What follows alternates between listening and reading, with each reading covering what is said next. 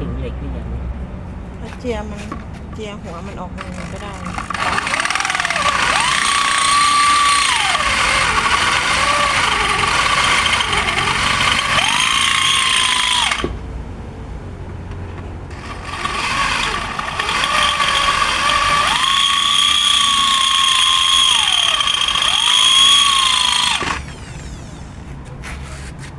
ตอนนั้นเราใช้เบื่อ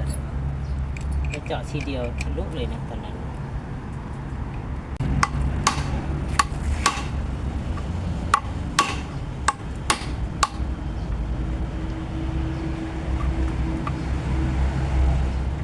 เด็กไม่แหลกไขควงเลย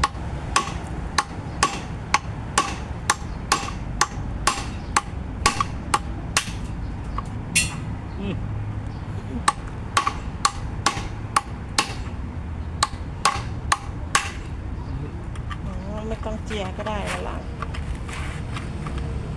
เจาะเสร็จแล้วก็ตอกออกก็ได้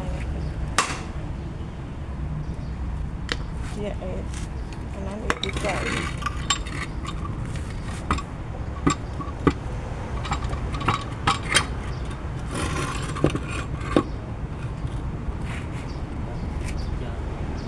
ีกนิดหนึ่ง